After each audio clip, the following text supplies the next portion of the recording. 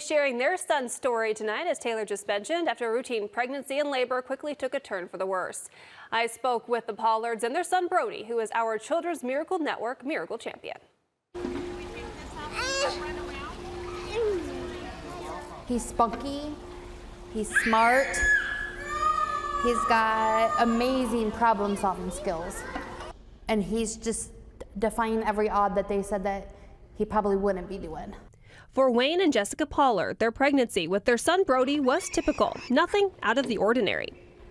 It all started off fantastic. I was progressing. Until it wasn't. Then it came time to pushing, and that's when it went very bad. Jessica said everything changed in an instant. I was able to successfully deliver him up to his ears, and then at that time he did a 360 flip. She was rushed into an emergency C-section and felt everything. I was awake until they got almost to the last layer of skin, and he was very blue, like he was gone. Brodie was born at Unity Point Health St. Luke's in Sioux City, but they didn't have the equipment needed to care for him. He and his dad, Wayne, were rushed to the Children's Hospital in Omaha. It was up at Omaha where they realized that there was something wrong with his arm.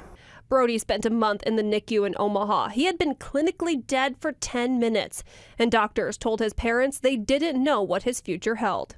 And I just said, watch. Like, he'll show us what he can do. Because of the trauma of his birth, Brodie's head was swollen. He also didn't have movement in his right arm. After doctors in Omaha discharged him, Pollards took him to a specialist at the Mayo Clinic. There, they got the true scope of Brodie's injury. And it was shown that his nerves were all completely pulled from the spinal column on that side.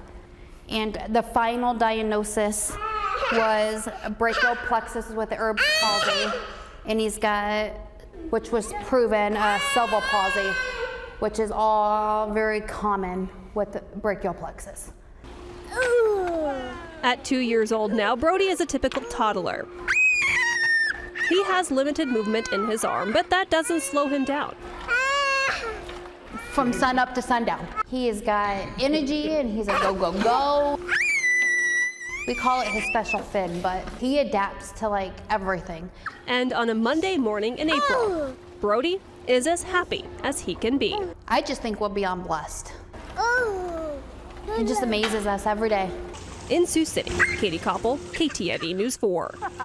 The Pollards say they wouldn't have gotten through the early days without the help of Children's Miracle Network and also the village of nurses, doctors, family, and friends. 2 years into this medical journey with Brodie, the Pollards have some advice for any parents facing a similar situation. Follow your mama gut. If you feel like a second opinion is needed, get a second, third, fourth opinion. Don't get lost in the what ifs, what whys. I mean, you're going to struggle with that, but you just got to look through all the positives and trust the doctors and be his biggest cheerleader.